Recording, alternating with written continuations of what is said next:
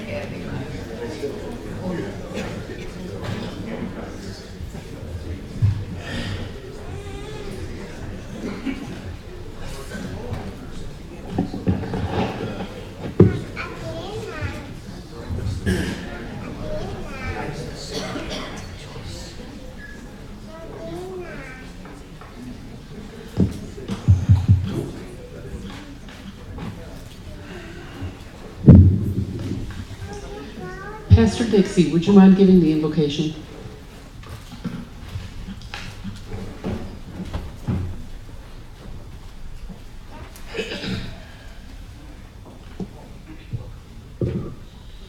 Okay, tonight I am reading from Psalm 27.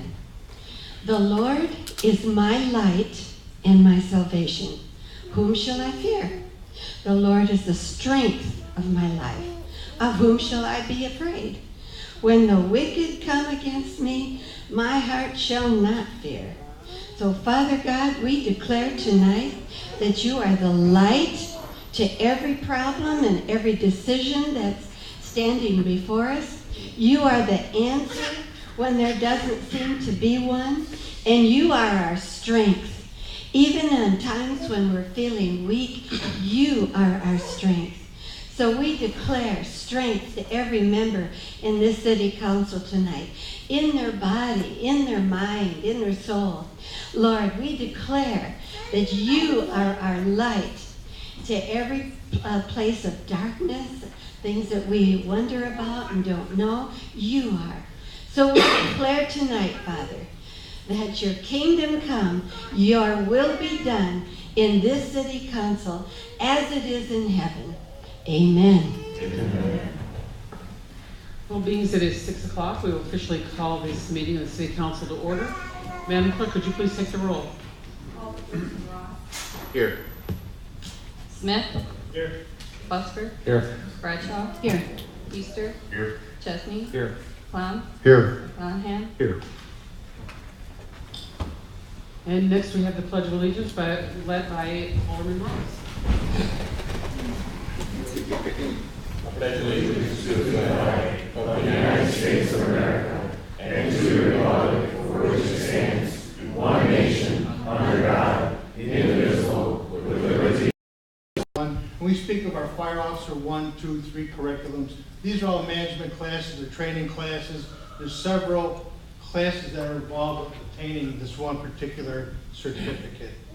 He served 16 years on the fire department pension, and he was promoted to the rank of lieutenant November 12th of 2013.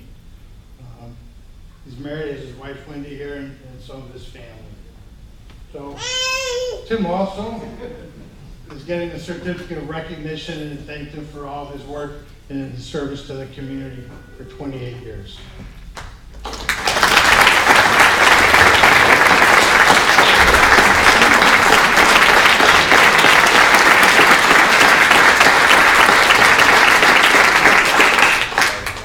Thank you very much, Chief Miller. First of all, I'd like to thank my family for tolerating the schedule that I've worked for the last almost 28 years. It's kind of hard on them, but we've adjusted to it. I've been fortunate to work with a lot of very good people in the department. Very grateful for the opportunity to serve the citizens of Freeport, and looking forward to retirement. Thank you.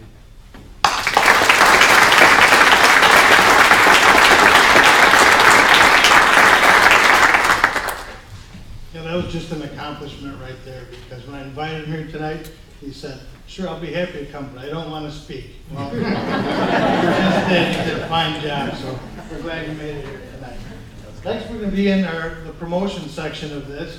As you know, with retirement, especially with ranking officers, as they leave, that creates a lot of movement upward for firefighters to become lieutenants, captains, and battalion chiefs. So our first promotion is taking the place of Battalion Chief Blackburn. Our newest battalion chief is going to be Brian Bruce.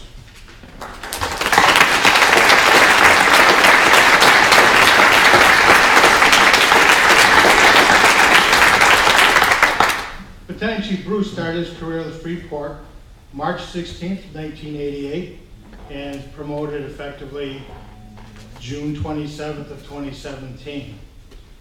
His accomplishments are EMTB, firefighters 1, 2, and 3, various hazmat and technical rescue certificates. He became a lieutenant in August 8th of 2005. Most notably, he was deployed to Hurricane Katrina relief efforts, and for doing so, he received a humanitarian award from MABUS. Battalion Chief Bruce is also Fire Officer 1, and he's promoted to captain, ship captain of May 3rd, 2010. And also within his certificates, he's a fire apparatus engineer, incident safety officer, and management of fire officer 2. His promotion was effective June 27th of 17. And he's married, and his wife, Monica. Is she here this evening? Yeah. Please join us up here.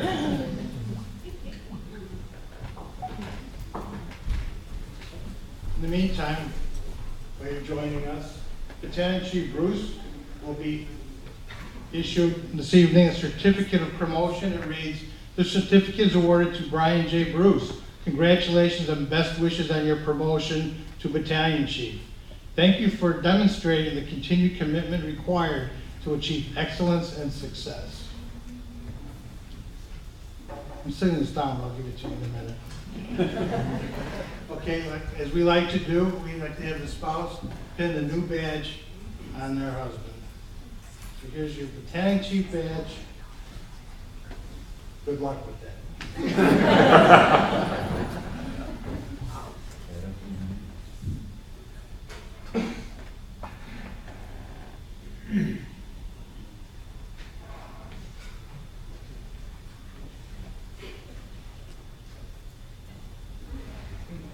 Say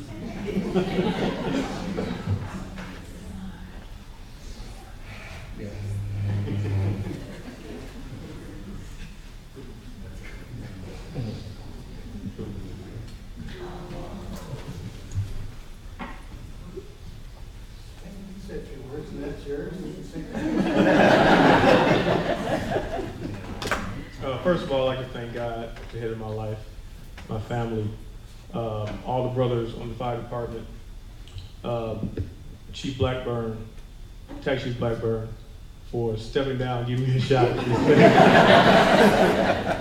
Saying I've been following his footsteps for a while. Thank all the people who came to enjoy this with me, and I hope to do half as good a job as Tech Chief Blackburn. Thank you.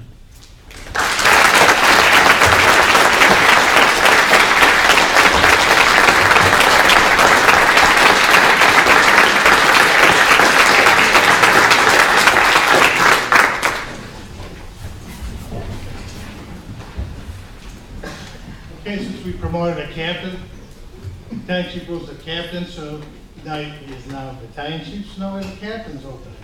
So I'd like to invite Blair Seneff up here.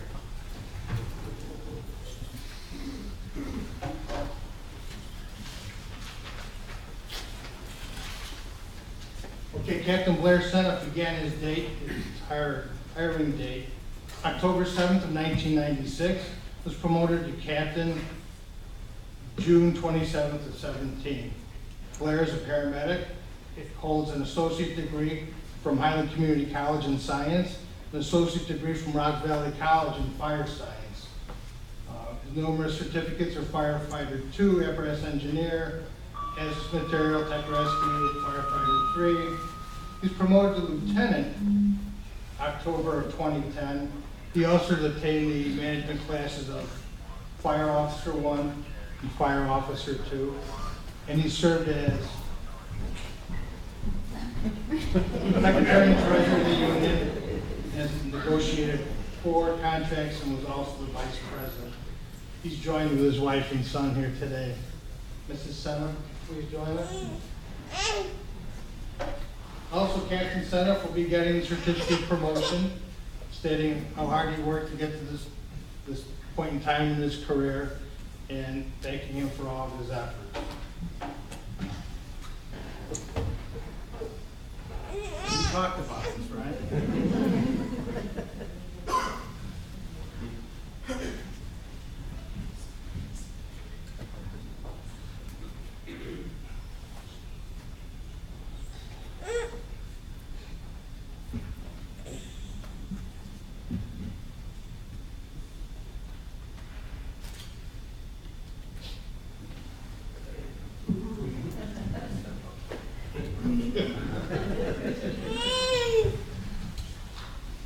Brian forgot to tell Monica that she was going to do that. We've been practicing for a month. I'd like to thank everybody. I'd like to thank the fire chief, the council members. I'd like to thank my family. I have family come all the way up from Mississippi. Not necessarily for this, it was good timing. I look forward to, I've been on the department 20 years, I look forward to another 10, serving in the position of captain. I'd like to thank, again, Battalion Chief Blackburn and Lieutenant Brannick. When you do 30 years on the fire department, in a sense, you spend 10 years of those 30 years inside the firehouse, and it takes a special kind of person to do that, so thank you.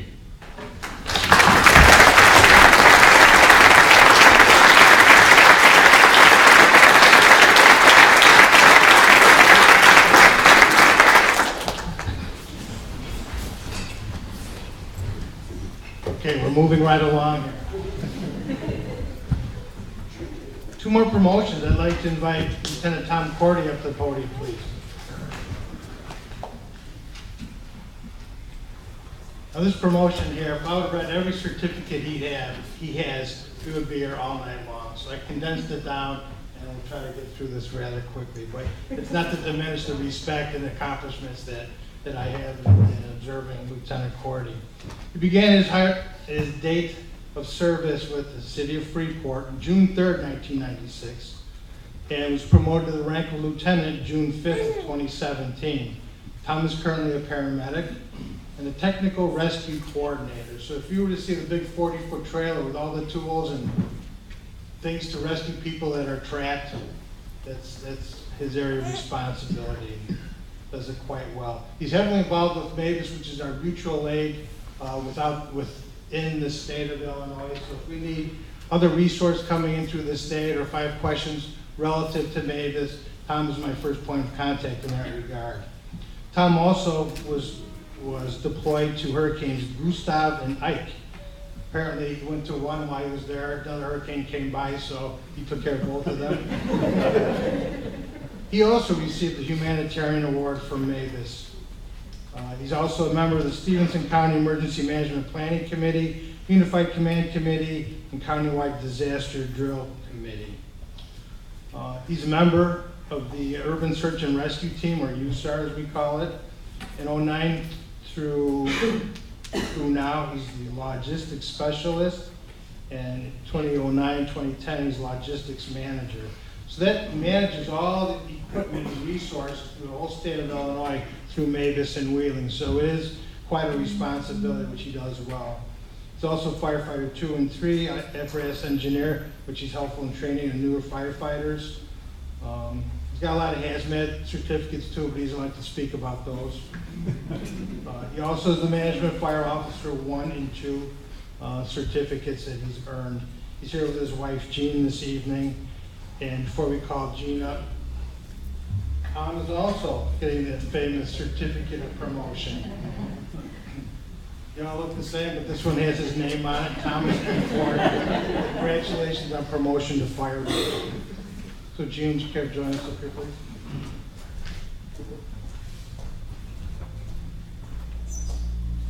You got this.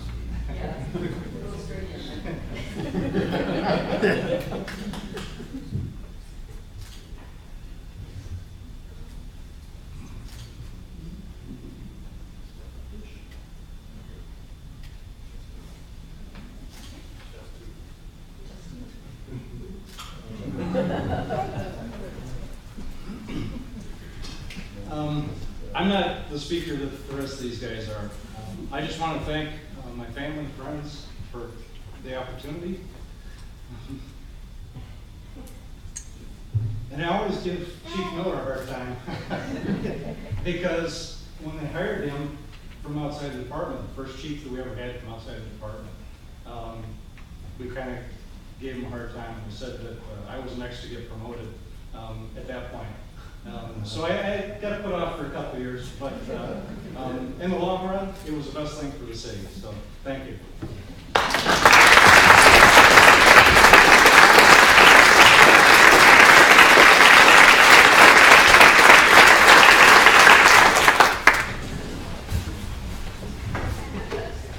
Okay, working our way right through this. We have one more promotion. I'm pleased to introduce our new Lieutenant Randy Seffer. Randy, join me, please.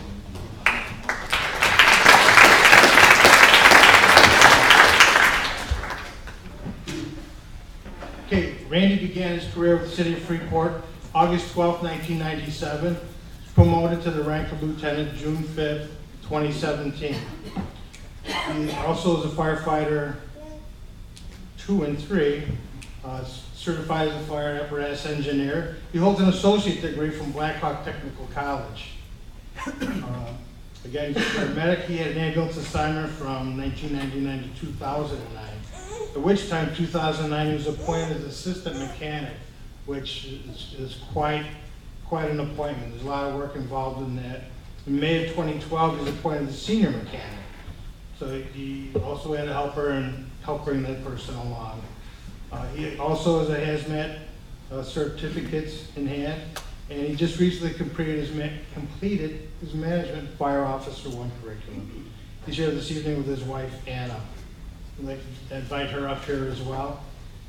Lieutenant Seffer has the infamous certificate of promotion has his name on it, and is congratulating him on his new promotion to the rank of fire lieutenant.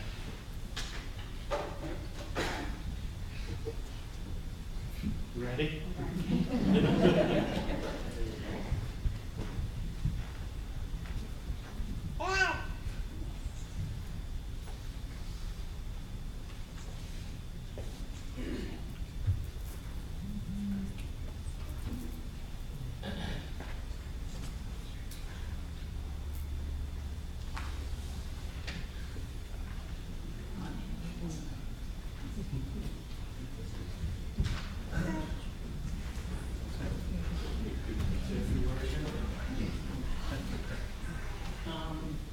It's an honor and a privilege to receive this promotion.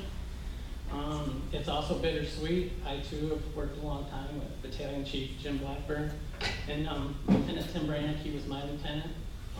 So I had a good teacher for those few years ago. We worked together every third day. I'd like to thank the mayor, city manager, city council, fire chief Miller, and I'd like to continue working hard for the citizens of Freeport, and I just want to thank you for this opportunity.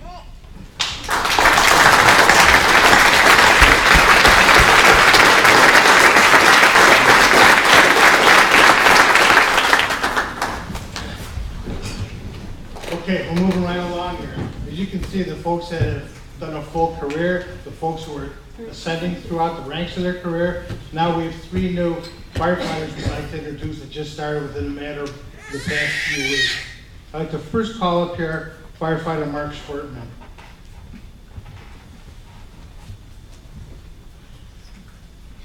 Welcome to the job. He began his career with the city of Freeport in the fire department May 15, 2017. He comes to us trained as an emergency medical technician and a firefighter too. His previous positions he held was with Freeport Rural Fire Department, and he's still a member of that organization. And he's a member of the Rockford Career College, which he was a welding instructor, and also worked for Ultrasonic Power. Firefighter Schwertman resides in rural Freeport with his wife, Misty. Could you say a few words? I'd like to thank the city for this opportunity, and I look forward to a long career here.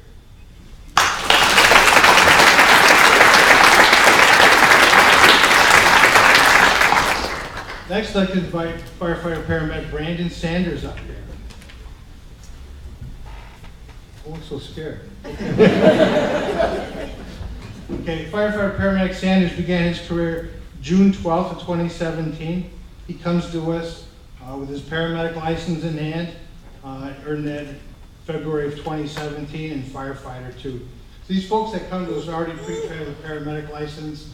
That's a huge savings for the city with regard to training, and also puts us in a better position to get him functioning and scheduled and on the apparatus much quicker.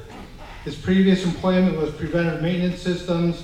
He was a part-time firefighter with Rochelle Fire Department, a volunteer in Ashton, and a volunteer in Flag Center Fire Department. Presently resides in Ashton with his wife, Ashley. So congratulations, welcome to the job.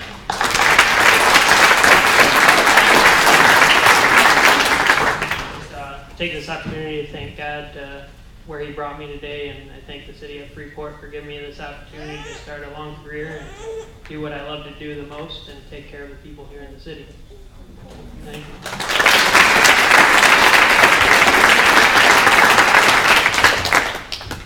Okay, lastly, our newest firefighter, Christopher Gessner. Please join me up here. Welcome to the city. Chris started his employment here June 28, 2017. That's a matter of hours ago. Christopher holds an associate degree from Rock Valley College in fire science, and he recently completed the paramedic program May of 2017. He's waiting on his license. There's rumor out there that he was valedictorian of his class too. He won't quite admit it, but he comes highly recommended to it. So congratulations with that. Previous employments with Cherry Valley Fire Department on a part-time basis, and also was employed with family business as a bricklayer. So congratulations, welcome to the City of Freeport.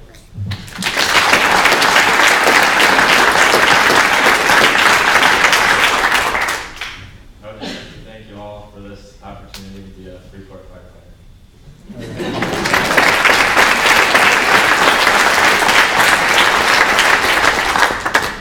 So once again, I'd like to thank everybody, the council, the mayor, and the manager for their patience in allowing us to recognize all these individuals, have all the family present here, and just been a wonderful day for everybody here involved. Thank you very much.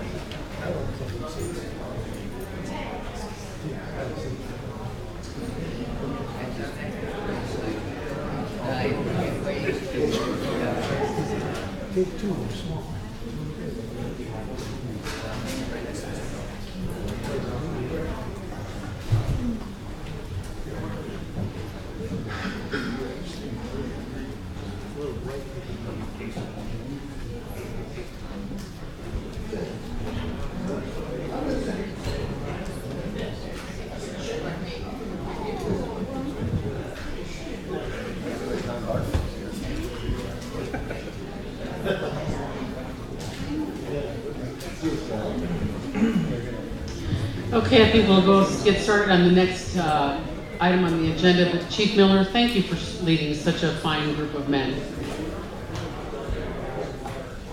Next on the agenda is the appointments of boards and commissions. But before we read these into the record, what's the pleasure of the council? Do we want to do these separate, or do we want to put them all together as one acceptance? Together? Everybody good with that? Okay, that's what we'll do. So, Madam Clerk, could you please read into the record the appointments to the boards and commissions? Acceptance of the appointment of Matthew Moyer to the Planning Commission effective immediately October 31st, 2017. Acceptance of an appointment of Netta White to the Library Board effective immediately through May 31st, 2020. Acceptance of an appointment of Katie Ludwig to the Historic Preservation Commission effective immediately through February 28th, 2020. Acceptance of an appointment of Jenny Devine to the Library Board effective immediately through May 31st, 2020. Madam Mayor, Alderman Clem. motion to approve. Okay, we have a motion to approve the appointments by Alderman Clem, seconded by Alderman Smith. All those in favor of approving the motion, please signify by saying aye. Aye. Opposed? The appointments have been approved. Next is item number 6, is the appointments of department heads by the city manager. So, well, if the department heads will step forward, this is the official appointment of the department heads. Step forward here, guys, quick. All right. What's that? Everybody left. I know.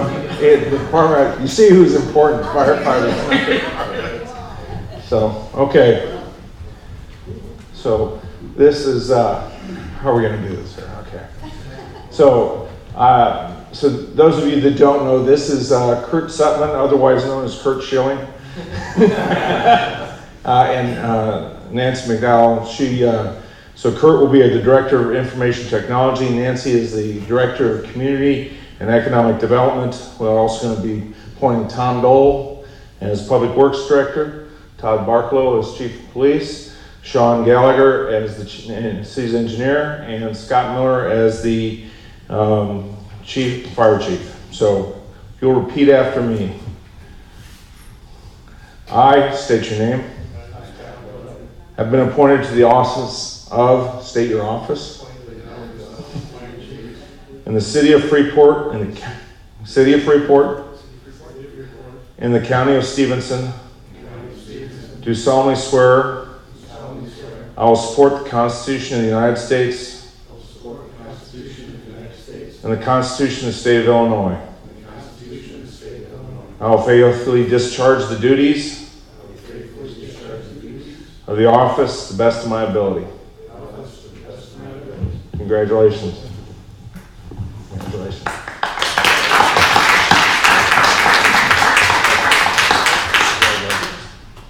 So you have certificates here that you'll step over here and sign them. Hey, Tom. Yes, sir. Sign your appointment letters. And that's pretty good. So everybody knows, I used to screw up when I was doing the oaths for the officers, so that's why they gave me the script. You did good.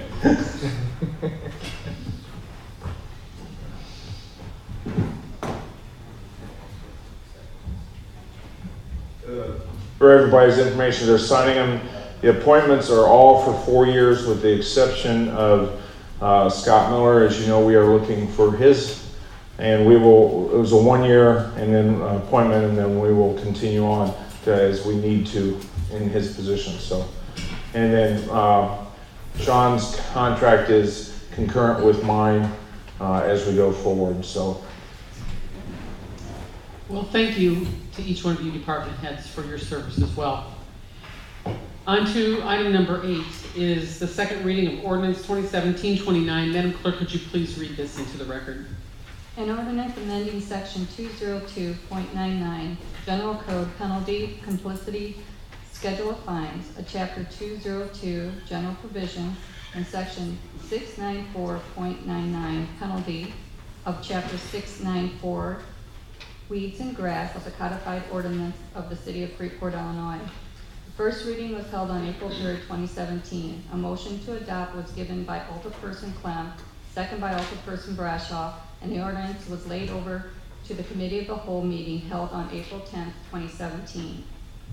At that meeting, Alderperson Keister made a motion to move the decision to the next council meeting with recommendation for approval based upon 1, Chief Barklow's recommendation in the attached memo of proposed fines, and 2, information received at that time regarding the amount of court costs in addition to the minimum fine, to decide if the minimum fine should stay at the newly recommended amount of $150 or lowered to $100, seconded by Alderperson Clem.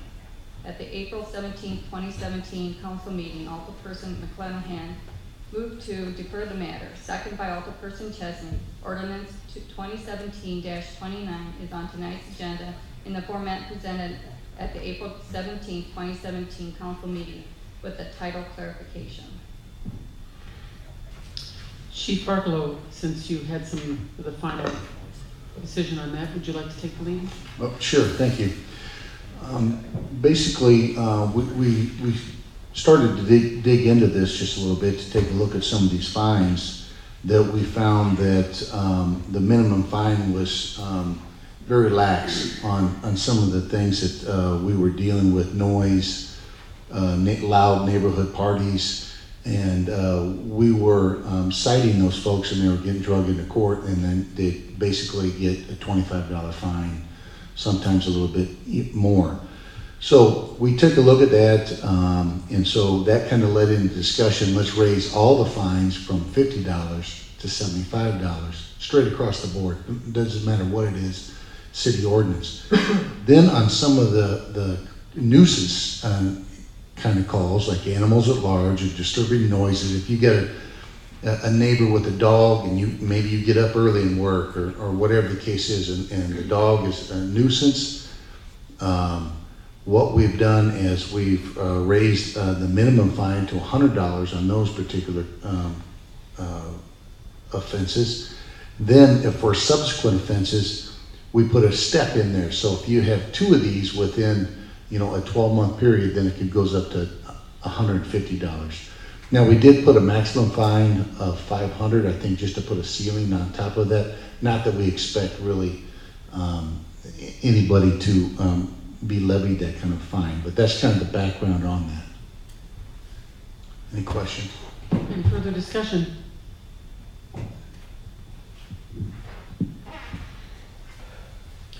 Seeing no further discussion, Madam Clerk, would you please take the roll on the passage of ordinance 2017-29? Alderperson Ross. Aye. Smith. Aye. Busker. Aye. Bradshaw. Aye. Keister. Aye. Chesney. Aye. Clem. Aye. McClellan. Aye. The motion passes 8-0. Thank you. Number 9 is the second reading of ordinance 2017-50. Madam Clerk, would you please read this into the record?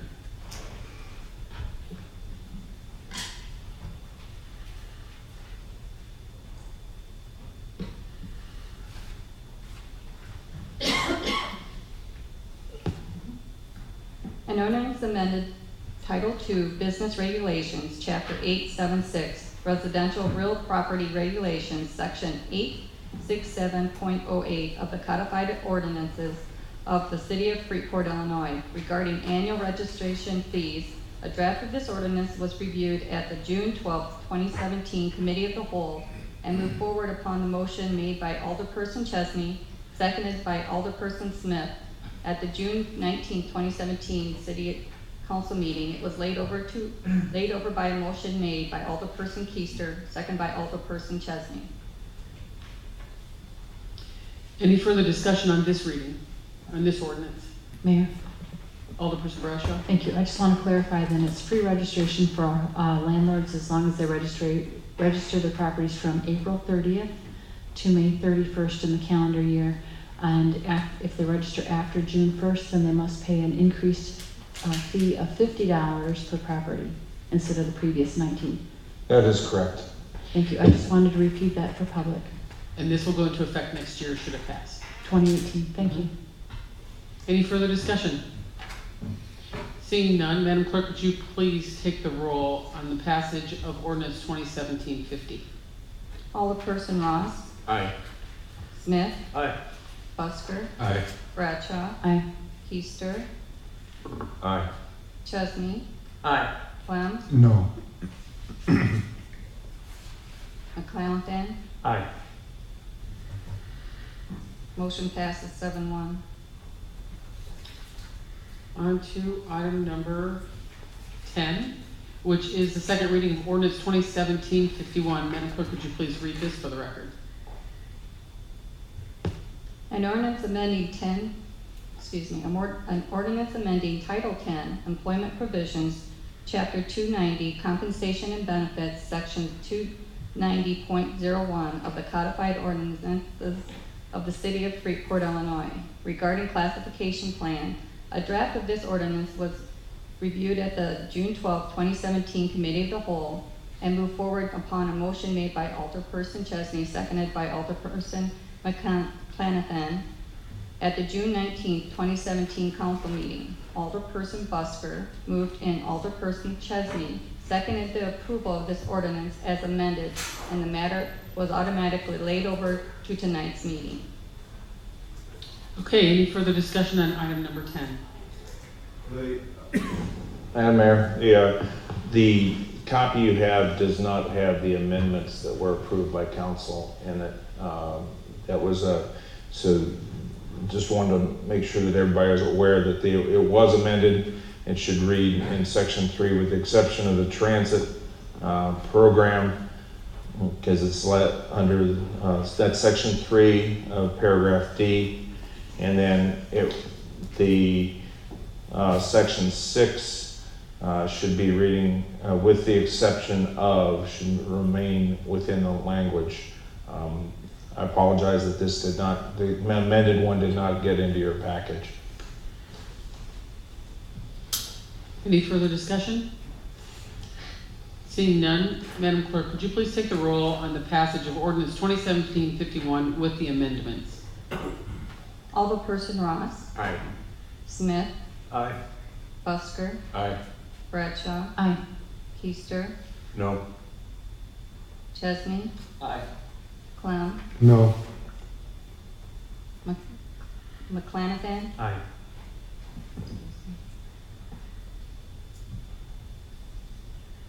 Passes 6-2. Thank you. Item number 11 is the second reading of ordinance 2017-52. Madam Clerk, could you please read that into the record? An ordinance amending various sections within the Title VI Administrative of the Codified Ordinances of the City of Freeport, Illinois, to provide a residency requirement for the city department heads and to provide for the appointments of the department heads by the city manager at the June 19, 2017 council meeting. Alderperson Busker moved and Alderperson Keister second to approve this ordinance as amended, and the matter was automatically laid over to tonight's meeting. Any further discussion on this ordinance? Mayor, Alderman McClanahan. thank you. City Manager, I just wanted to ask you a little bit in regards to this. I know we've talked about residency and some of the, the pros and cons. Talked about your experience in prior communities and also what is generally, I guess, considered best practice by at least the majority of your colleagues of city managers. One nuance of it that I don't think we discussed publicly that I just wanted to ask you about is, particularly as you look at us, where this would be a shift from what we had previously before, and you have some departments, some of the larger departments, where you might have a majority of the individuals who don't currently reside in the city, and as we've talked about, kind of building the bench and things of that nature. Would this residency have a significantly negative impact on, one, the ability to kind of build the bench internally, or two, kind of put forward the best candidates for Freeport moving forward in individual departments? There's my belief, and also from my research, that this will not. And in fact, for everybody's information, I'm going to put Nancy on the spot. One of her requirements in her employment agreement is she will move into the city once her daughter graduates from high school. So that was part of her employment agreement that she's already made. And I tell you that as we go forward and we make this as part of the ordinance, the people that are in their employment, they will understand this requirement, and they will understand the requirement as they move forward. In fact, previous committee I just came from, both deputy chiefs made a decision to move within the city as they came up, as the chief retired. So so they could compete for that position. The other thing I will add is that all four of our candidates that we currently have, our top four, for the fire chief, have all indicated that they will move into the city as part of this as we move forward. Thank you. I believe there was an amendment to that. Did that come was that all okay? It's, Madam Mayor, it's in there. It's the August 1st. Okay. Any further discussion on this ordinance? Mayor, Is that Alderman Keister? you must forgive me, I have not had a chance to study this as well as I would like, but I know last time we discussed this, there was a discussion about being able to make exceptions on occasions for certain qualified people to be able to not live in the city. Has that been removed from this, or that is not included in this? It is currently not included in this. Okay, very good. And one final follow-up, Mayor? Sure. I have several minds on this one right now, and to be honest with you, I'm not sure which way I'm going to vote. But I am concerned about limiting our pool of qualified people by restricting to moving into Freeport for all positions. I have concerns about that, and I know we hear that, when we went for city manager, we got all these people that were prepared to move, and with the chief, we got people. I have a lot of concerns about it right now that I have not been able to clarify in my mind yet. Any further discussion? Madam Chair, I've spoke against this in the past. I'm not going to beat it to death. There's no sense to, I'm just gonna say, I don't support it for a couple of reasons, but I just wanted to let that be known up front before the vote. Anything further? Seeing none, Madam Clerk, would you please take the roll on the passage of ordinance 2017-52? Alderperson Ross. Aye. Smith. Aye. Busker. Aye. Bradshaw. Aye. Keister. No. Chesney. Aye. Clem. No. Callahan. Aye. Passes 6-2. Thank you. Ordinances in their first reading. The reading of ordinance 2017-55. Madam Clerk, could you please read that for the record? Appropriation ordinance fiscal year 2017 to 2018 for the city of Freeport, Illinois. Manager Crowe, would you like to take the lead on this one? Thank you, Madam Mayor. This is the appropriation ordinances. This is the first reading as we go forward of the presentations. Again, I want to recognize the work from the department heads, and particularly from Gary, as we go forward with this. The requirement is once we pass it, the first reading, the budget will be locked for public comment for 10 days.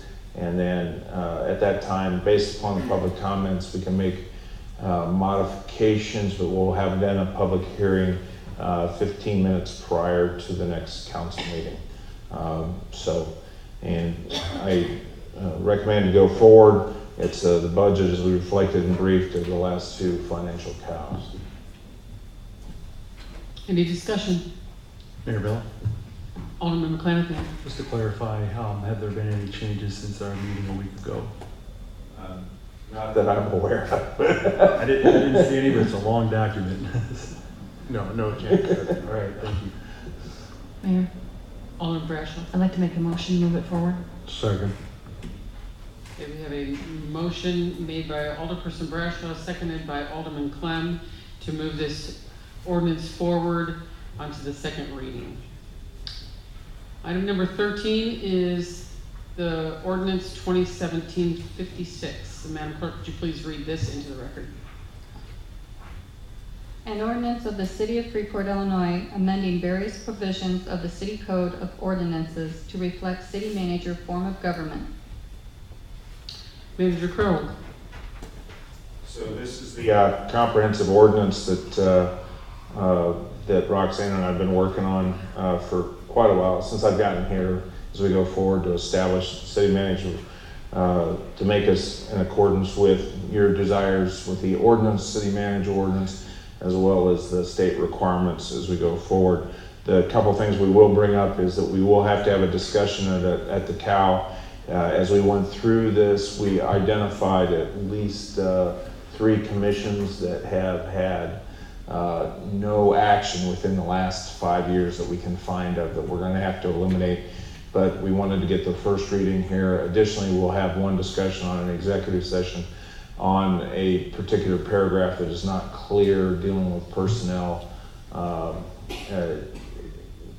how the council would like to move forward in that. So we'll have that discussion. But my recommendation here is, and I'm going to ask Roxanne to help me with answering the questions as we go forward. She's reviewed all the codes as we've gone in detail on here. But I recommend moving this forward with the understanding we will be doing some modifications at the COW. Mayor. Alderperson Bradshaw. Thank you. I have what I believe are just a few clerical errors. Would you like me to ask you those questions outside of this meeting, or would you like me to mention them now? We can take care of those outside. That's up to you. That's all right with you. Thank you. Mayor. Alderman McClanahan. Thank you. I'd just note, I have a handful, well, I understand about probably 97-98% of it. There's a handful of them that I have some questions on. I don't need, again, to get them in tonight because we're gonna have it at the COW and another meeting, but just to let you and Attorney Sinitsky know so that we can maybe discuss some of those in the next couple weeks. Certainly. Madam Mayor, Alderman Clem. motion to move it forward? Second. We We have a motion made by Alderperson Clem, seconded by Alderman Bradshaw to move forward ordinance 2017-56 to the next regularly scheduled city council meeting. On to item number 14, which is the first reading of ordinance 2017-57. Madam Clerk, could you please read that into the record? An ordinance amending this Title VI administration of the codified ordinances of the City of Freeport, Illinois, to create a new chapter 254 providing for the position of Director of Information Technology, GIS Specialist. Manager Crowe.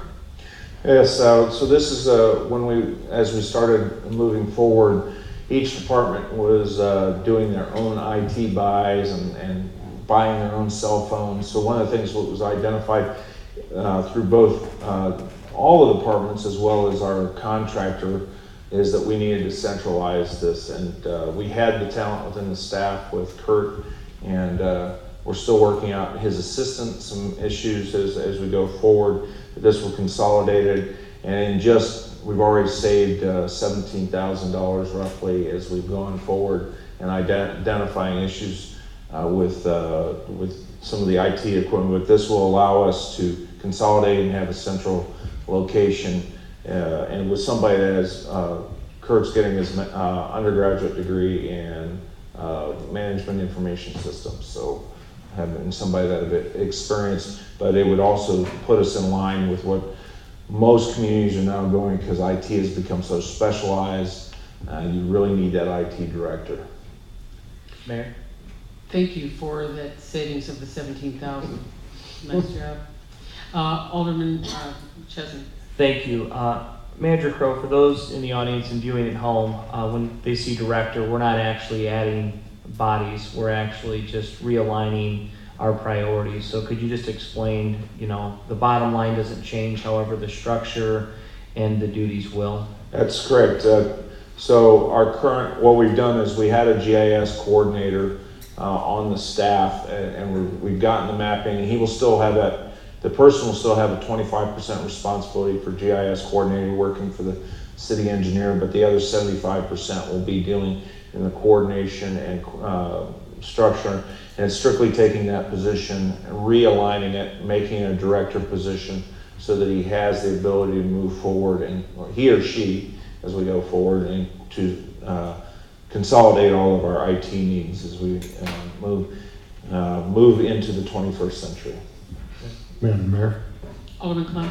I'd just like to add too that we've got two highly qualified people that are already in position here with Kurt and with Alex in the PD, and it'll be a good opportunity for both of them to work together and identify what we've got some issues with, and also I believe that from what you have mentioned with everybody doing their own thing and purchasing, we know how that can end up. So. And so everybody's aware, we still have computers within the staff that are on XP, and we've already found our servers are overloaded, so there really hasn't been any coordination within the staff. That we're already identifying it, and we're going to get into a 3-year basically refresh, similar to what other communities are doing. Madam Chair. Oh, go ahead, Tom. I was just going to make a motion moving forward if you want to add something. Is this time sensitive? Do we need to accelerate this? With Kurt's appointment, I think we're good with this. This is not time sensitive. Okay. Second. So we have a motion to move this forward by Alderman Clem and seconded by Alderman Keister. Is there any further discussion? Seeing none, we will move this for second reading, the next regularly scheduled committee. Item number 15 is the first reading of ordinance 2017-57. Madam Clerk, would you please read that into the record? An ordinance amending section 694.05E and section 1060.13G of the codified ordinances of the City of Freeport, Illinois, regarding the time frame to record mowing liens and garbage cleanup liens. Manager Crowe. So what we've found as we've gone through it, this is part of our aggressive move to clean up the city. We were only given 60 days to file any liens and it was becoming an administrative burden. This gives us more time to file those liens so we can actually establish, and working with our attorney that handles these, Attorney Cox, in prosecuting the liens and going forward and actually establishing a series. So if we need to foreclose or need to demo these properties, this gives us more time to file those liens as we go forward. Thank you. Any discussion? Mayor Miller. Alderman McClanahan. Thanks. Well, I realize this is giving us some more time. Is the practice still going to be try to attach those earlier so we don't run into any issues? Yeah, there is. In fact, we're looking at some IT IT solutions. We took a brief today on how we can move it forward and actually make it quicker. But sometimes this gives us more time to actually get into the court process. Because the other problem is that we have to go based upon Attorney Cox's schedule and when he can get on the docket to file those liens. So, Alderperson Bradshaw. Thank you. I was going to ask if it was more economical also to file those liens less often, to cluster them together as far as legal goes. that's one of the goals to result in cost savings. Wonderful. Thank you. Madam Mayor? Alderman Clem. This would probably be for Manager Crow. Do we still have, or is the opportunity still there that we file some of these against the state where we get taxes back or can come out of their taxes? And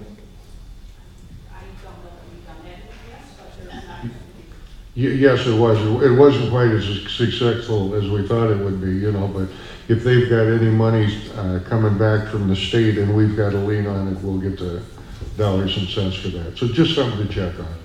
Gary, did you have something to add, Gary? Mayor? Gary? Yes, we have done that in the past. It's not been very successful, but we're planning to do that moving forward because the data that we have received that was not clean enough, and that's why we have trouble getting the money. So if we can clean the data when we download it in the state website, so we'll be able to get the money quicker. Okay. Thank you very much. Thank you. Any further discussion? Madam Mayor? Alderman Clem. Motion to move it forward? Who's the second?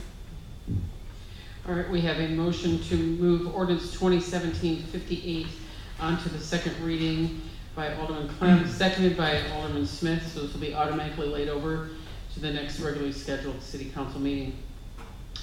Item number 16 is the first reading of ordinance 2017-59. Madam Clerk, could you please read this into the record?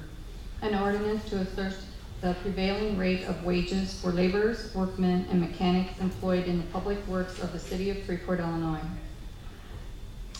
Manager Crowe.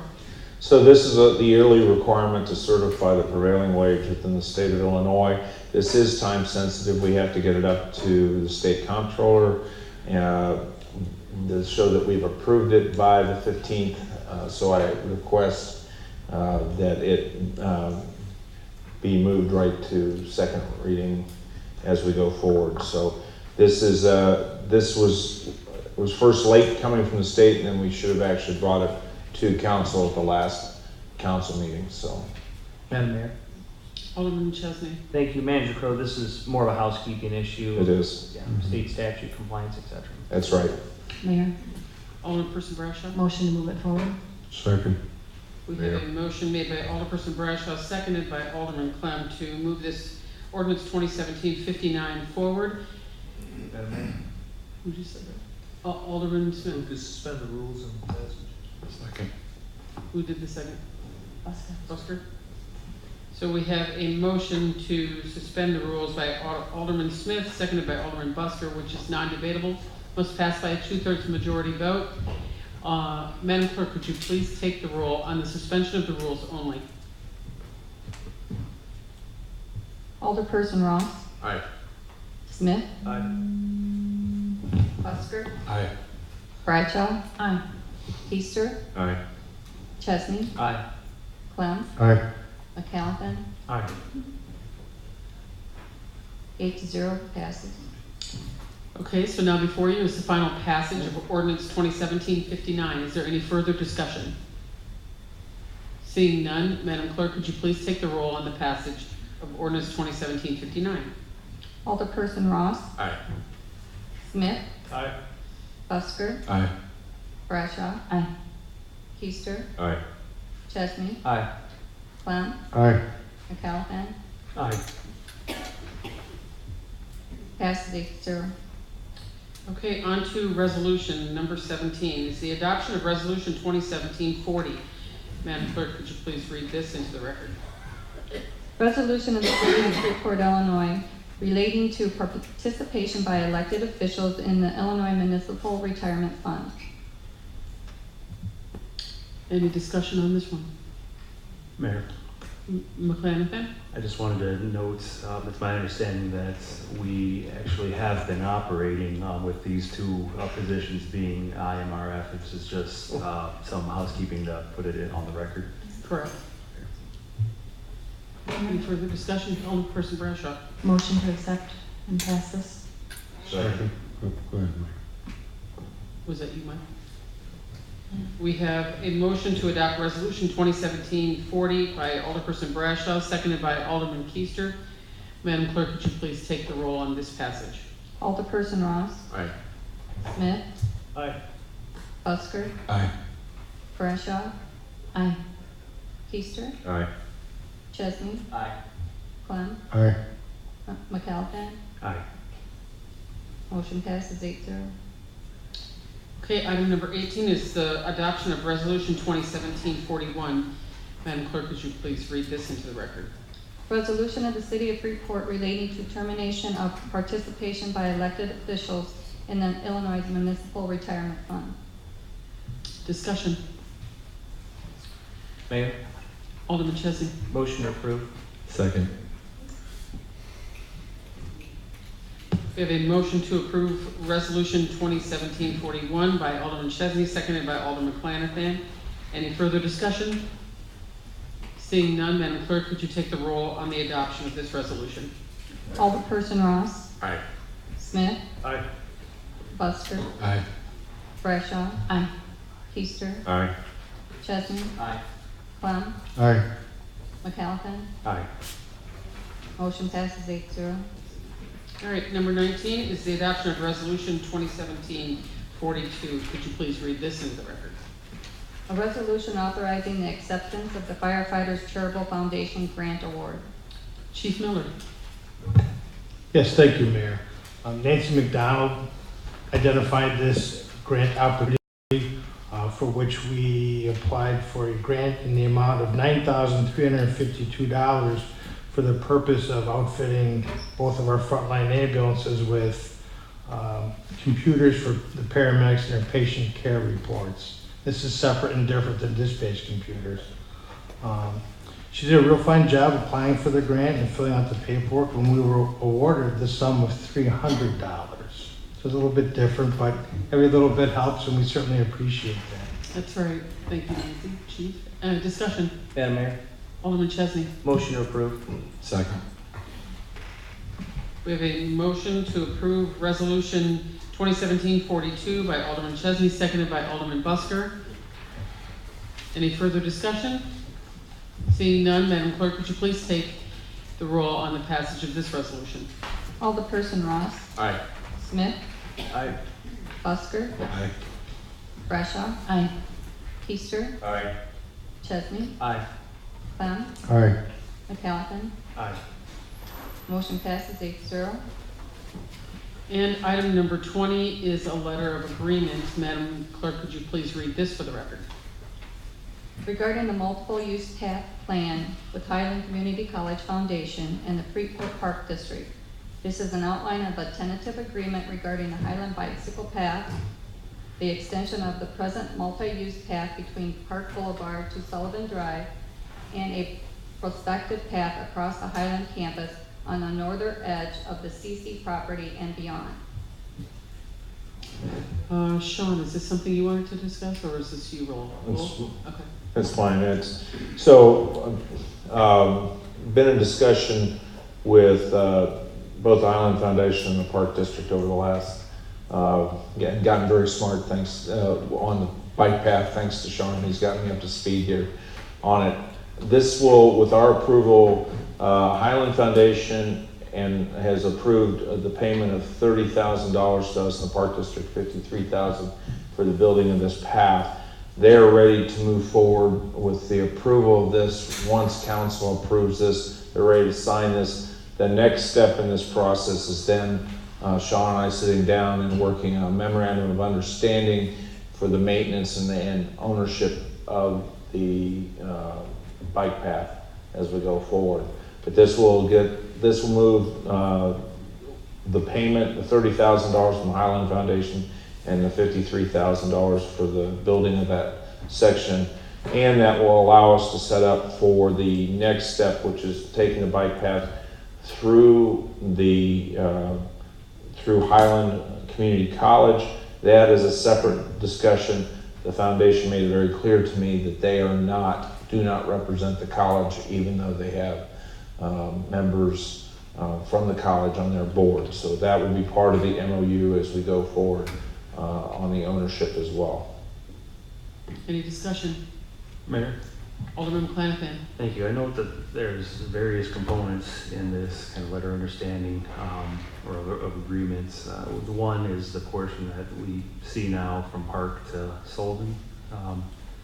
And then there's another portion here. It looks like they being Highland is wanting to get out of the portion from Sullivan to Kiwanis, and we're going to be taking that over as what the intent is. The intent right now is the discussion is Highland Foundation does not want to own any of the bike path. The discussion we're into now is whether it's going to be owned by us or the Park District, and then what clear down throughout the city, and including the buildings that we're looking at to build at Tuddy's Crossing.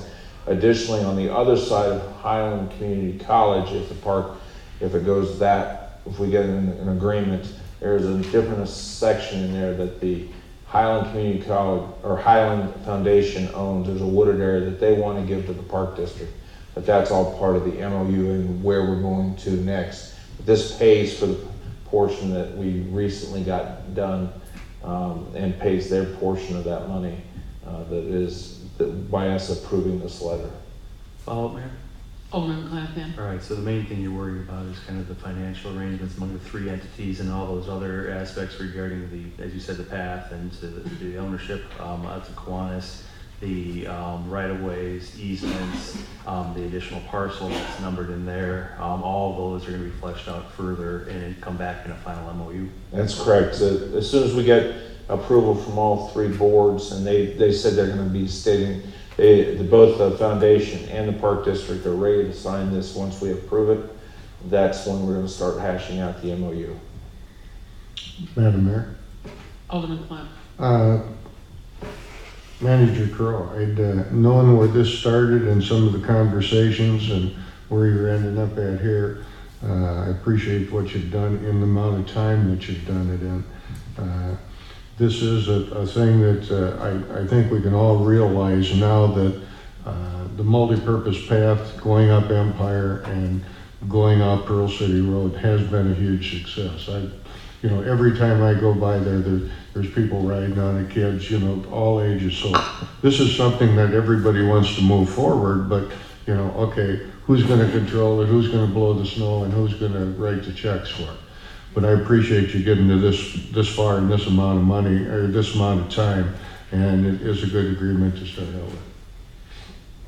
And as we go forward, Sean's going to be directly at my side as we go through, because he understands the maintenance issues as we go forward and what went on with this, because as we go forward with the discussion of the Park District, they have some concerns on dealing with the maintenance and Sean's been here throughout. He will be there with me as we go through the MOU agreement.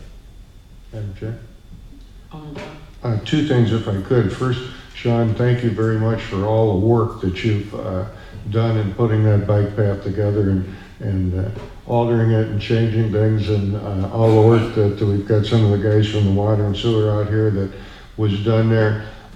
It's really a neat project, but your leadership really showed up in moving that forward, especially with us starting out with not having the funding or anything else to get the job done.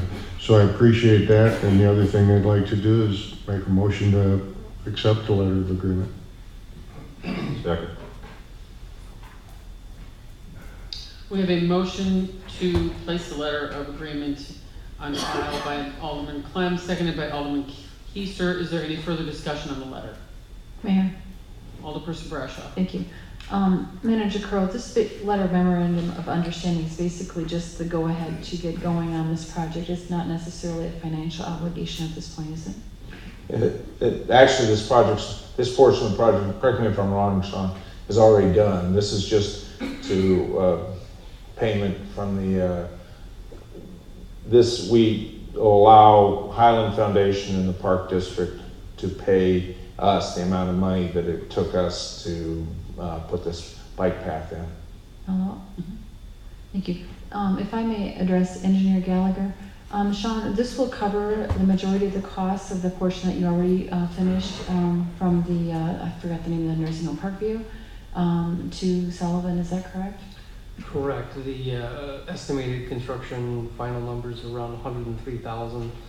This is 83,000, so we got about 75% of our goal funded by other partners besides ourselves. So ultimately, what we're doing is possibly exchanging this new path section that wasn't built for one that paid for by other partners in exchange for the one that is existing of a deteriorated level that we'll have to address. However, that's our next conversation is about the overall maintenance plan.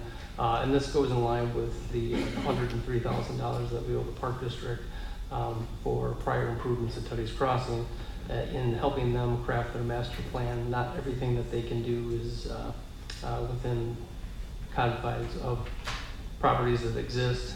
They need our help to repair some of these routes throughout the city, so it's kind of a mutual agreement of everybody to come to the table, at least for maybe the first time in many, many years.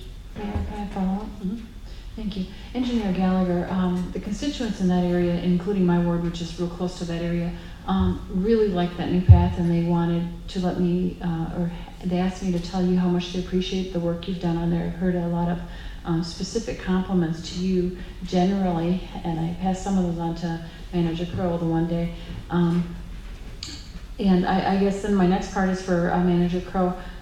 We're looking at this budget. I'm sure you know this $20,000 has to come from somewhere, and you probably have a line item somewhere for this. It's part of that line item dealing with the road resurfacing and the money that we had set aside to do that work. That was part of that line item that we put into the budget. Thank you very much. Madam Mayor. Alderman Chesney. Thank you, and I certainly support the project. I guess, and I don't want to cast a cloud over your work, Engineer Gallagher. I think that you've done a fine job on this multi-use path. I guess my question or concern is more just a question on process. This particular arrangement was built out prior to council approval. I would direct this to Manager Crowe. What steps are we going to take moving forward to ensure that projects such as these that amount to tens of thousands of dollars are not built out prior to city council approval, because we're effectively approving something retroactively, but we all saw with our own eyes that this project, and that's why Alderperson Bradshaw was a little confused, because she doesn't remember, as do I, that we ever approved this project. So how do we create a better safety net for this? Well, we'll work very closely as we bring projects forward, and we'll make sure that we have the projects approved by council before we execute them as we go forward. And we'll, on this thing, so this sat with the previous mayor, this particular letter, for almost 3.5 months, letting it move forward. Here, we've already established a close working relationship with both the Park District and Highland, both Foundation and Community College. I think further on this particular bike path, we'll make sure that there's a good coordination on that. So, thank you. So, Manager Crowe, you would agree with the statement that this project was started and almost completed without approval from the council? From what I've been able to. Hold it, time out. Madam Mayor. Alderman Clem. I'd just like to recall everybody's memory just a little bit about how we agreed in concept to go ahead with this project, because Engineer Gallagher had to get comment and everybody to move all the poles and everything else for it. Is that correct, Sean? We discussed, I believe it was back in December, when we talked about if we were going to pursue this, it was going to require some utility relocation. So when we closed out December of last year, I did bring to council the engineer's estimate, which was my estimate based on the bidded prices within the contract, and asked for the council to leave to pursue it.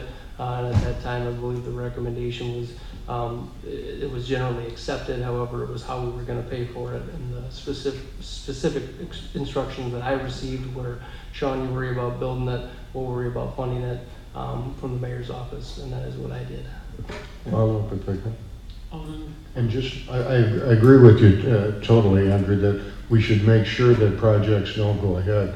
But, you know, I can remember us discussing this project. I discussed it different times with the mayors about payment on it. And what Lowell said is also true, that nothing really happened for X amount of time. But your thing in saying, let's make sure we got stuff down pat before we move forward, it's fine. That's an excellent thing. Madam Mayor?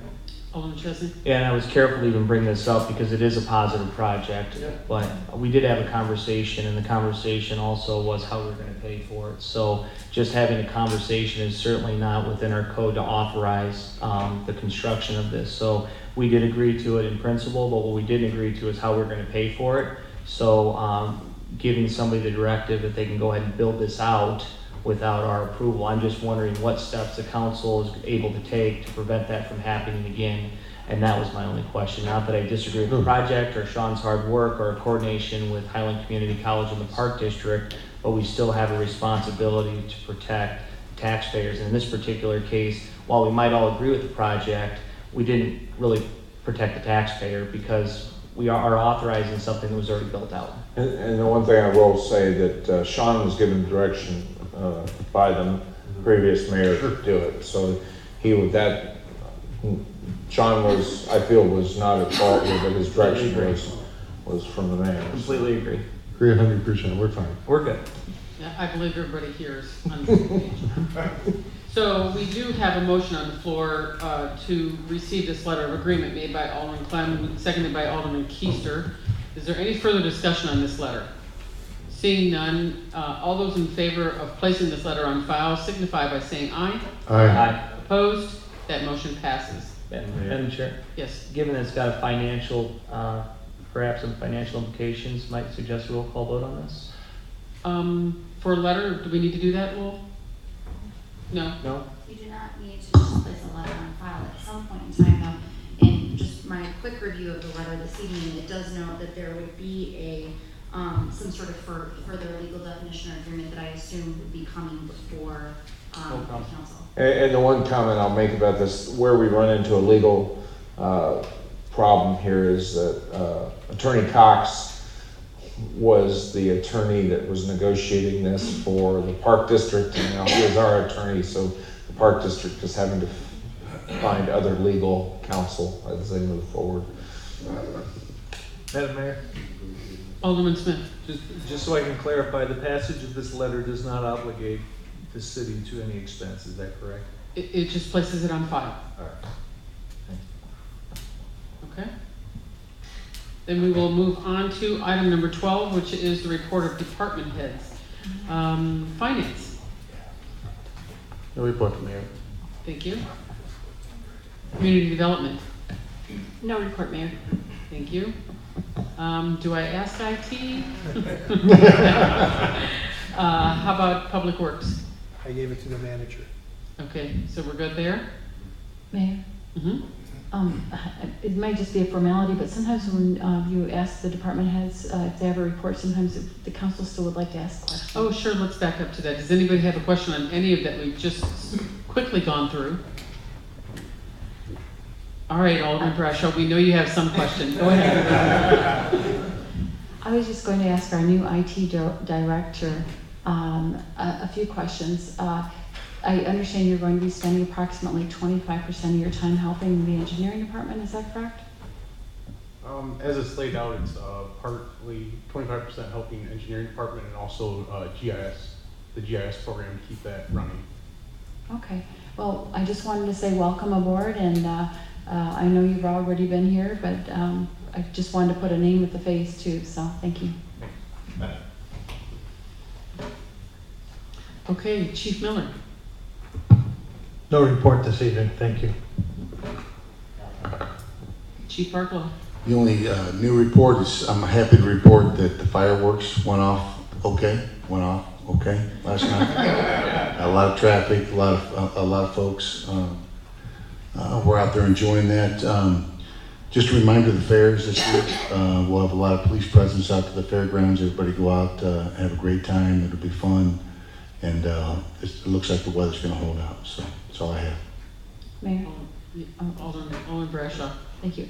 Chief Barklow, I just wanted to say we saw a lot of police present, and including civilian police at the fairgrounds, and they did a wonderful job directing traffic and helping everybody get out of there. 15 and a half minutes of fireworks, and it took us 27 minutes to get home, which normally takes us 3, and that's with police involvement. So I just want to thank you and your people for doing Well, thank you very much. There was a lot of volunteers with our auxiliary police officers. They're all volunteers. We got help with the Stevens County Sheriff's Reserves. Again, the volunteers. So we can't do those things without those folks. So that's great. Alderman Chesney. Thank you. Chief, couple things. First thing is we discussed kind of a safe trade zone at the police department. If we get an update on that? Sure. It's ready to roll out. I sent the city manager just a little brief press release, and I think we're ready to roll that out at any time. It's just things have been happening so quickly that it's been hard, but yeah, we're ready to go. Follow? Sure.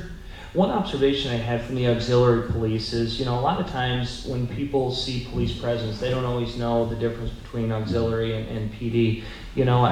Circling back to a conversation we had several years ago, I'd really like to see what the cost and the process would be, and if it's even possible to arm our auxiliary police similar to how they have done the Sheriff's Reserve. Is there any way we can get around any state statute for that? We looked into that, and the Sheriff's Department, because it's not a municipality, kind of falls into a different subgroup with that. In order to arm them, it's different than just going through the 40 hours mandatory firearms qualification. There's like a part-time academy that we would have to send them to. So it's kind of complicated with all that, and we try very hard to keep an armed officer, a full-time officer around them, near them. We do equip them with vests and other protective gear too as well. Thank you. And just to piggyback on that, Chief, just to give a little shout out for that fireworks to Dan Meisick and Michelle McGee that really stepped up to finish helping out Alderman Keister to pull that off. So a big thank you to them, as well as your comment about the fair. It starts on Wednesday night and it concludes Sunday late afternoon. But that board has done a lot of work this year to revise some things and to make it a very family-friendly event for the entire week. So hopefully people avail themselves to that all week long. Right, we're looking forward to it. A lot of preparations. We've got the trailers out there. You'll see with the Sheriff's Department and our auxiliary police officers out there. We have the trailers set up. The fire department's out there, so everyone's really coming together on that. It's a lot of fun. Thank you. Madam Mayor, Alderman Clement. if I could just make one comment. Alderman Bradshaw, you mentioned it took you 27 minutes to get home. I drove through Forest and came out and thought to myself, boy, am I glad we had the roundabout there, or it would have taken us so much longer to get home. There was really a lot of traffic and really a lot of people were out there, so good. Water and sewer. Just a quick couple of updates, no formal report, but did want to cross back. Road funding this year, we mentioned $275,000. Actually, the path money that we would spend on Pearl City Road would actually come out of the trail money that we had allocated out of the capital fund, so that will be separate, so we won't shortchange the $275 that council put towards the roads. However, I will remind everybody that because of the budget, state budget, we potentially would not receive more fuel taxes. So with what we have in reserves from MMT in combination with council's money, that's what will front our street program that will likely start here in a week or so for that construction budget. Once there is a state budget or our MFT money begins to flow again, that money's pretty much going to go into some design projects that we'll vet, and then early construction next year. So I have gotten a couple of calls, will you do my road this year because of that money? And at this point, it's our safety net, and then we'll see how the state budget plays out. Also want to touch base, US 20, because of the state budget is shut down. Civil was out doing some minor work, but we've barricaded that completely across, and we will do some water main work this week, tentatively Thursday, to replace our section of water main while that project shut down, but there will be no work on that until there is a state budget. So apologize for the inconvenience, but that's out of this jurisdiction's hands.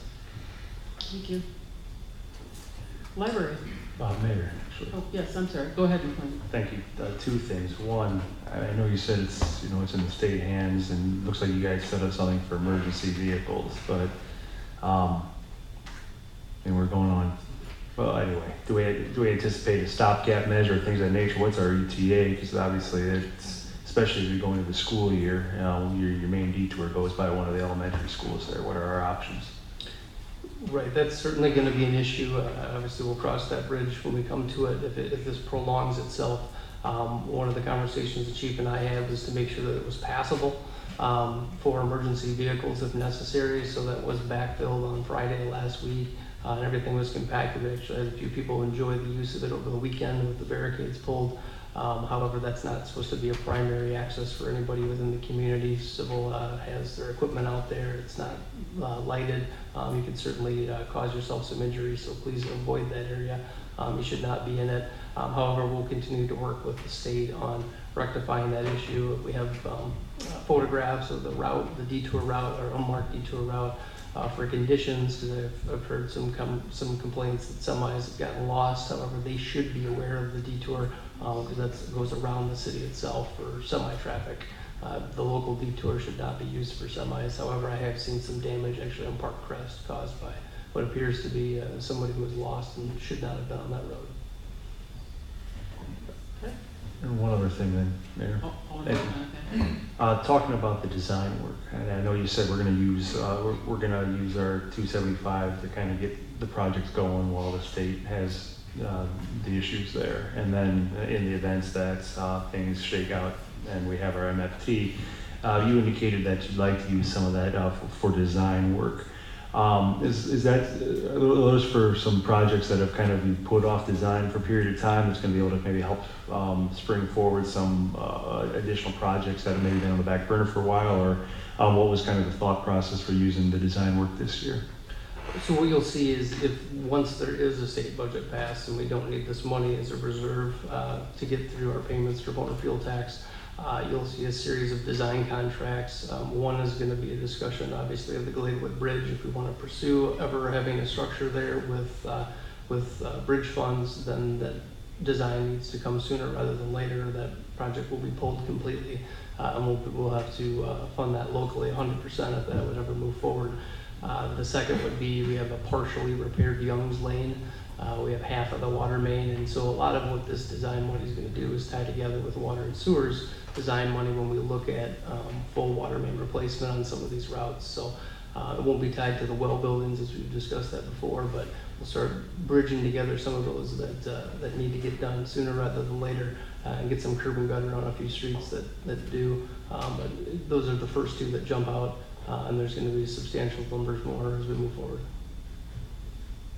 Thank you. Library.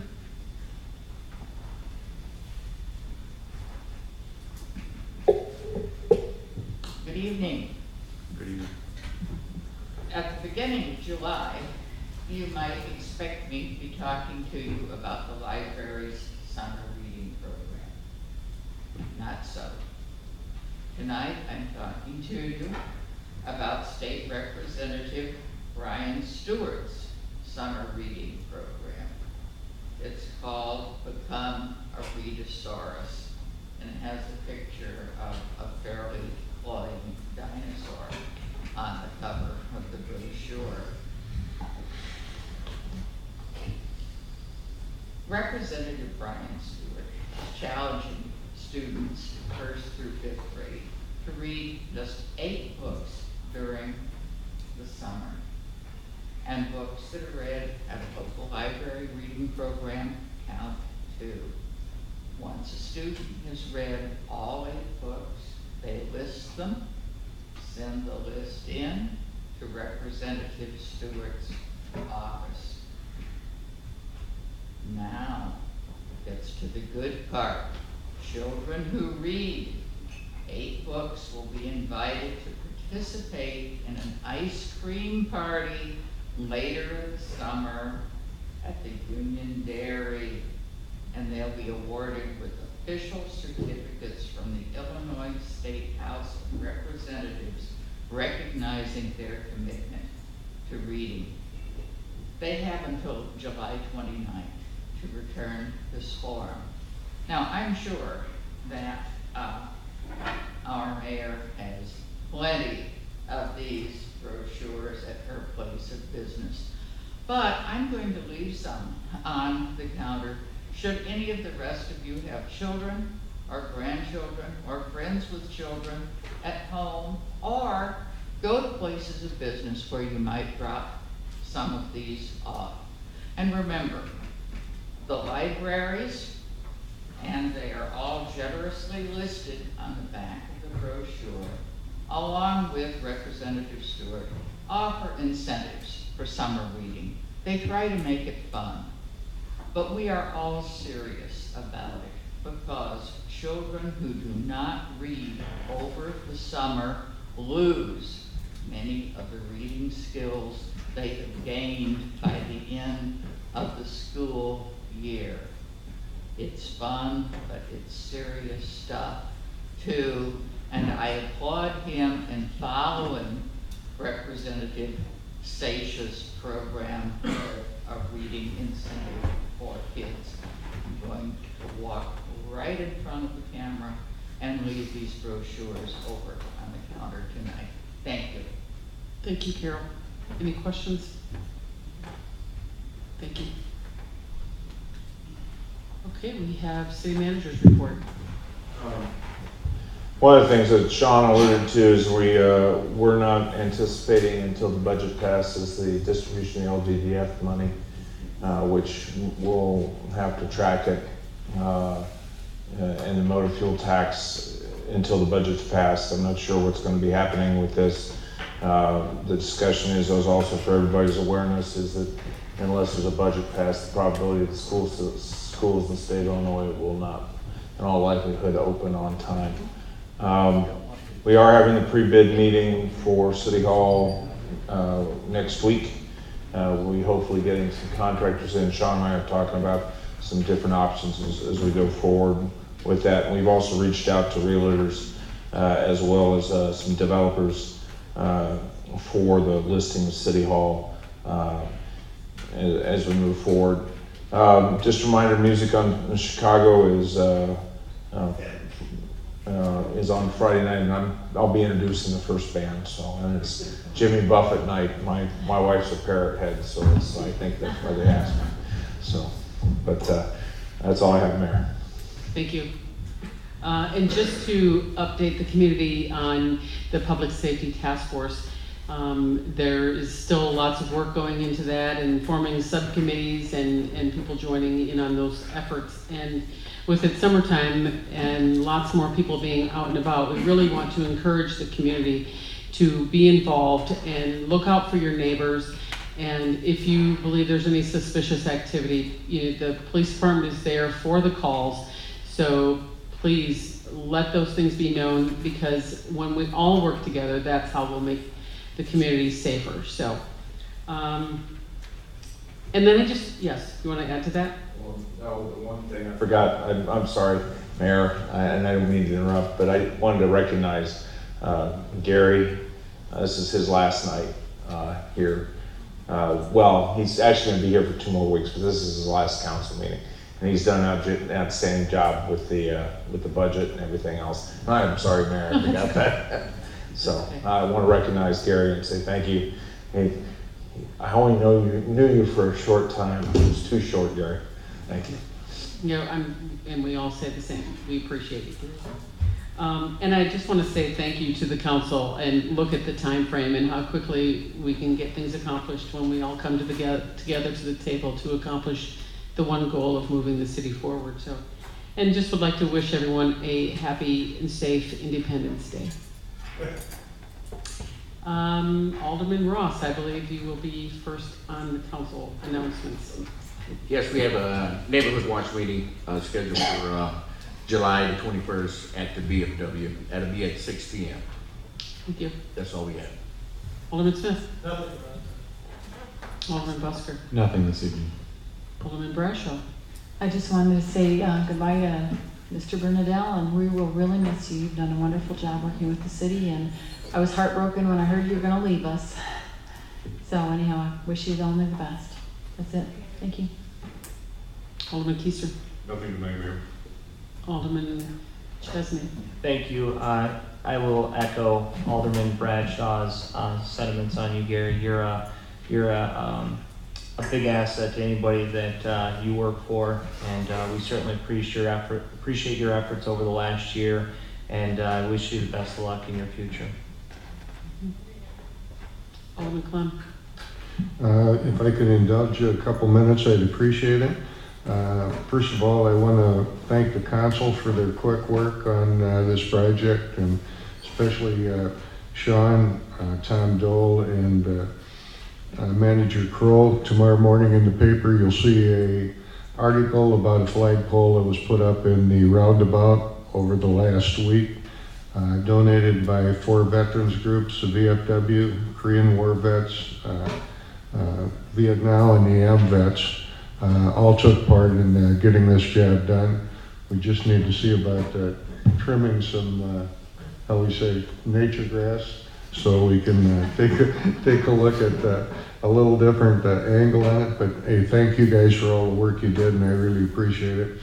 Also on the fireworks, I'd just like to recognize there was a little snafu in about the middle of that, and there were 3 veterans groups that were not listed on anything that gave. VFW, AMVETS both gave $250 each, and the Korean War vets $125. And just keep in mind, if you would, what tomorrow is really all about. It's our Independence Day. There's been many veterans fought and died for this, to keep us free and to have the debates that we have up here and keep everything going. It's extremely important. Remember, all gave some and some gave all, but thank you to all the veterans and everything that they do. And Gary, once again, thank you. You will be greatly missed. Appreciate your honesty and what a gentleman you are, and what a pleasure it was to work with you, and thank you very much. And I wish you the best on your next job. Alderman McClanahan. You've all hit on those comments, from the flagpoles to the 4th, to Gary, to the fireworks. I just echo the comments. But particularly also Director Bernadelle, thank you for your time. Okay, that concludes this portion of the City Council meeting, and open for public comments. Tommy. I want to tell you, Jody Miller, you do a good job there, and you and Cole do a good job doing stuff. And I want to ask Cole about the old Eco store. You got that thing? Yeah, not yet, Tom. I want to tell everybody we got a lamp coming up the 27th of Thursday. Todd's welcome to come. It's going to be a good time. They're going to have roast beef and everything, and they want to know if Todd can come and speak at the lamp-a-thon. Oh, they did. I want to thank Todd. He's doing a good job for the police department. We want to keep him sweet. Any other public comments? Yes, ma'am.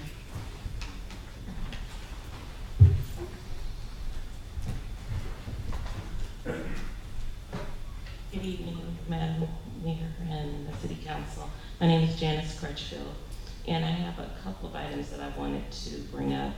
While I am very proud of the firefighters that have gone up and excelled, and those that retired and those that came on, I am wondering, is there a plan in place to do any minority recruiting? Mr. Brian Bruce was the last minority hired, and he's been there for 28 years. And I was wondering, do we have anything in place, or is there anything that can be put in place that we could move that further? Also, while I am very happy for the infrastructure that has been put in place in the west end of town, it's very beautiful. We had people in town on this weekend for our family reunion, and they said how beautiful it is. But I am asking that you do some infrastructure on the east side of town. In the third ward, we are driving down streets that are like off-roading. And while I thought it was beautiful the way that they made the infrastructure look around the fire station, I have a building right across the street from there, and we have put a lot of our own finances into that. And we were just kind of taken back that the only amount of street that they fixed was right around the fire station, even going right down the middle of Float Street. And one half of Float is still bumpy and the other side is smooth. So I would just ask that, I know that the state has put a halt on all of the infrastructure that you've been doing, but I do ask that when you do, when it starts up, that you will consider doing a lot more infrastructure on the east side of town. Thank you. Thank you. Any further public comments? Seeing none, our last item, number 26, is executive session. Madam Clerk, could you please read that into the record?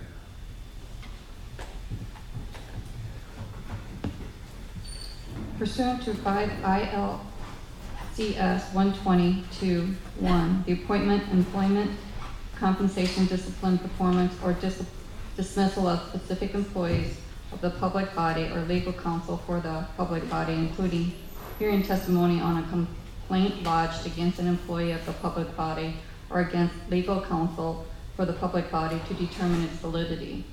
Pursuant to 5 ILCS 120-2C2, collective negotiation matters between the public body and its employees and the representatives or deliberations concerning salary schedules for one or more classes of employees. Pursuant to 5 ILCS 120-2C7, the sales or purchases of securities, investments, or investment contracts. This exception shall not apply to the investments or of assets or income of funds deposited into the Illinois Prepaid Tuition Trust Fund. Thank you. Is there a motion to move into executive session? So moved.